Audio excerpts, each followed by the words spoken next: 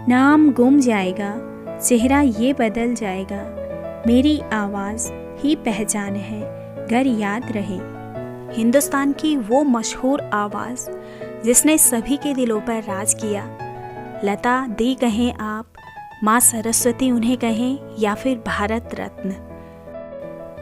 जी हाँ, तो आज हम आपके लिए लेकर आए हैं उनके जीवन से ही जुड़ी कुछ ऐसी अनसुनी कहानियाँ, ऐसे अनसुने किस्से जो बहुत अधिक रोचक हैं। तो आइए दोस्तों, शुरुआत करते हैं उस घटना से जिस घटना के बाद से लता दी को पहल संगीत की शिक्षा मिली थी। बात उन दिनों की है जब लता जी बहुत छोटी थी और इनका शुरुआती नाम हेमा हुआ करता था। इन्हें पहल संगीत नहीं सिखाया जा रहा था। इनके पिता दीनानाथ मंगेशकर जी, जो रंगमंच के बहुत बड़े कलाकार और गायक हुआ करते थे, उस ज़माने में इनके बहुत से शिष्य थे जो इनसे संगीत की शिक्षा लेने घर पर ही आया करते थे। तो एक बार हुआ यूँ कि एक शिष्य इनका गलत राग गा रहा था और पास में बैठी लता उसे सुन रही थी। तो जब लता को लगा कि यह गलत राग गा रहा है तो उसने शिष्य को रोककर सही राग बताया और कहा, इस राग को ऐसे नहीं बल्कि ऐसे गाओ। उस समय लता बेखबर थी कि उनके पीछे खड़े उनके पिताजी उन्हें सुन रहे हैं। दोस्तों, फिर क्या था, पिताजी ने लता जी को जब इस तरह से राग को सुधारते हुए देखा तो तुरंत उनकी आई से बोल पड़े कि अरे, मैं तो बाहर के बच्चों को संगीत की शिक्षा दे रहा हूँ। इस बात की तो मुझे खबर ही नहीं कि मेरे अपने घर में इतना बड़ा गवैया है। फिर क्या था दोस्तों, उसी दिन से पिताजी ने लता को भी संगीत की शिक्षा देनी शुरू कर दी और उस वक्त लता जी महज 5 वर्ष की थी। अब बात करते हैं उस मशहूर किस्से की जहाँ से लता जी ने अभिनय की शुरुआत की। दोस्तों, एक बार नाटक चल रहा था और इनके पिताजी रंगमंच के बहुत बड़े कलाकार और गायक थे। तो इन्हीं के नाटक में एक किरदार था नारद का, जिसे निभाने वाला कलाकार समय से नहीं पहुंच पाया। तो इस पर पिताजी बहुत ज़्यादा चिंतित हो गए और पास में लता भी खड़ी थी। तो पिता को चिंतित देखते हुए बेटी लता कहने लगी, पिताजी क्यों ना मैं ही नारद का रोल कर लूँ। इस पर पिताजी हंसने लगे और कहने लगे कि कहाँ तू इतनी छोटी, कैसे तू इस रोल को कर पाएगी। लेकिन लता ने कहा, पिताजी आप एक बार विश्वास करके तो देखिए, मैं वंस मोर लेकर आऊँगी। फिर पिताजी के पास इसके अलावा कोई दूसरा रास्ता भी नहीं था। तो पिताजी मान गए और पिताजी ने कहा ठीक है। उसके बाद छोटी लता ने नारद का किरदार निभाते हुए वो गाना मंच पर गाया कि वहाँ बैठे सभी लोगों ने उनकी वो वाहवाही की, वो प्रशंसा की कि जिस पर पिताजी को खुद यकीन नहीं हुआ। जी हाँ दोस्तों, कुछ इस तरह से लता जी ने अभिनय की शुरुआत एक छोटे से नाटक से की और इस तरह से छोटी लता पिताजी के साथ कार्यक्रमों में गाने गाती रही, उनके साथ काम करती रही। दोस्तों, उनके पिताजी ज्योतिष के भी बहुत अच्छे ज्ञाता थे। उन्होंने लता जी को पहले ही बताया था कि बेटा तुम एक दिन इतनी सफल होगी कि जिसकी तुम कल्पना भी नहीं कर सकती। लेकिन हाँ, इस सफलता भरे दिन को देखने के लिए शायद मैं न रहूं और तुम्हारे पास नाम शोहरत की कोई कमी नहीं होगी, लेकिन फिर भी तुम जिंदगी भर अकेली रहोगी, तुम्हारी शादी नहीं होगी। दोस्तों, तब लता मासूम थी, वह पिता की इन बातों को न समझ सकी। लेकिन कुछ समय बाद ही अचानक से पिताजी गुजर जाते हैं और तब लता पर मानो दुखों का पहाड़ ही टूट पड़ा हो।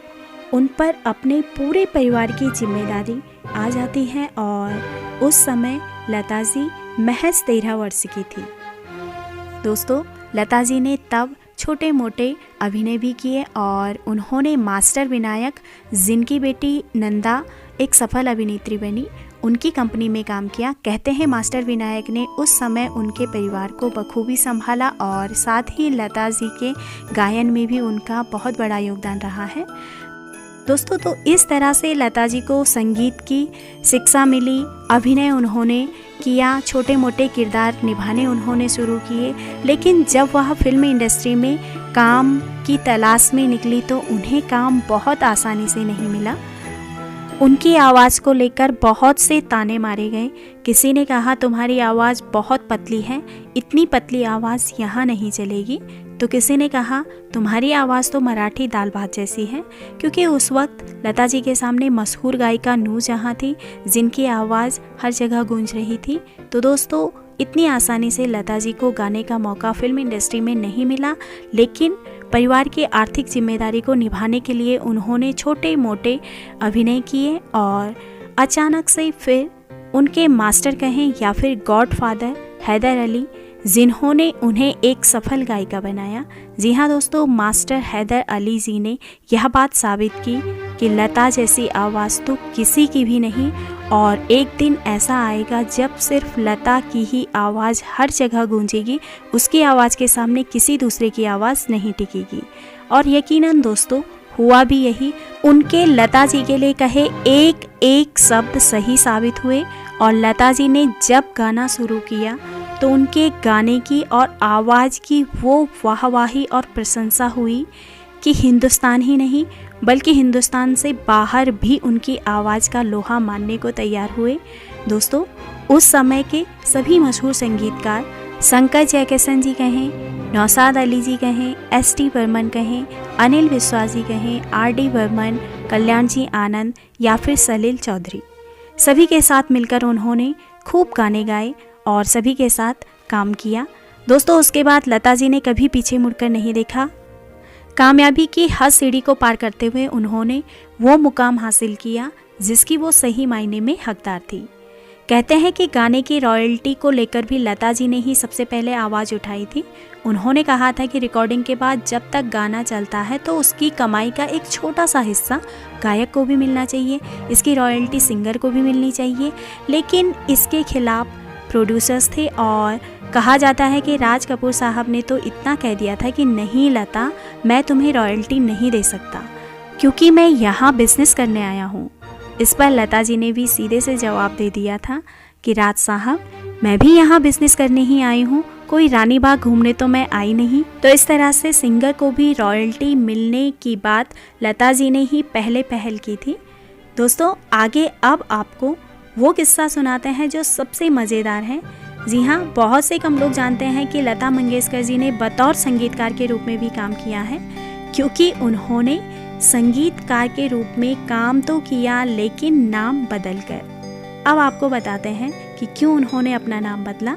दोस्तों वह संगीत नहीं देना चाहती थी, लेकिन उनके शुभचिंतकों के बहुत बार आग्रह करने के बाद लता जी ने संगीत दिया, लेकिन वह संगीतकारों से प्रतिस्पर्धा नहीं रखना चाहती थी, इसलिए उन्होंने अपना नाम बदल दिया और उन्होंने आनंद घन नाम से संगीत दिया। इस बात से पर्दा तब उठता है जब एक फंक्शन में संगीतकार आनंद घन को सम्मानित किया जाता है। अब बताइए भला लता मंगेशकर जी आनंद घन का सम्मान लेने कैसे जाती, क्योंकि तब वहाँ बैठे सभी लोग जान नहीं लेते कि यही लता है और यही आनंद घन। तो वह बहुत देर तक चुपचाप बैठी रही, लेकिन बहुत देर होने के बाद, बहुत बार बुलाए जाने के बाद लता जी को आखिरकार सम्मान के लिए मंच पर जाना ही पड़ा, और तब इस राज से पर्दा उठा कि वही आनंद घन है और वही लता मंगेशकर। तो दोस्तों ये किस्सा भी बहुत मज़ेदार रहा, उनके जीवन से जुड़ा। आगे बात करते हैं अब 60 के दशक की।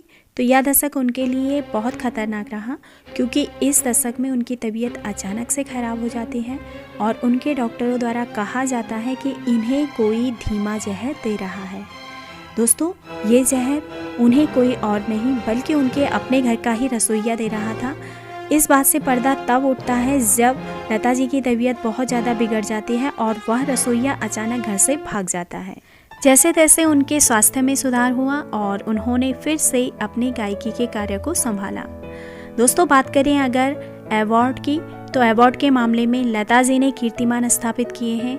बात चाहे पद्म भूषण की हो, पद्म विभूषण की हो या फिर सर्वोच्च सम्मान भारत रत्न की, उन्हें तीनों ही सम्मान मिले हैं और फिल्म फेयर अवार्ड से भी उन्हें सम्मानित किया गया है। लेकिन एक दशक के बाद उन्होंने फिल्म फेयर अवार्ड लेने से इनकार कर दिया था। इसका कारण यही था कि वह चाहती थी कि नए कलाकारों को अब ये अवार्ड मिलने चाहिए। दोस्तों लता जी के पास नाम और शोहरत की कमी नहीं थी, लेकिन इसके बावजूद भी उन्होंने जिंदगी भर शादी नहीं की, कुंवारी वह रही। इस पर उन्हें कई बार प्रश्न भी पूछे जाते रहे, तो इसका वह यही जवाब देती थी कि उनके भाई और बहनों का परिवार उन्हीं का परिवार है और उनके बच्चे उन्हीं के बच्चे हैं। तो इस तरह से हंसमुख प्रतिभा लता जी के ये कुछ अनसुनी किस्से, अनसुनी कहानियाँ थी आपको कैसी लगी आप ज़रूर बताएं। पसंद आई हो तो वीडियो को लाइक शेयर आप लोग ज़रूर कर लें। और दोस्तों अंत में बात करते हैं उनके गानों की, तो गज़लें हों या फिर कोई भजन, दुख भरा नगमा हो या फिर कोई रोमांटिक सॉन्ग, या कहें आप दिल को तार तार कर देने वाला उनका कोई देशभक्ति गीत, हर गाने को उन्होंने बखूबी गाया है। हर गाने में उन्होंने अपनी भावनाओं को पिरोया है और उनके यह गाने, यह खनकती आवाज़ सदियों सदियों तक ऐसे ही गूंजती रहेगी और हमेशा सभी के दिलों पर राज करती रहेगी।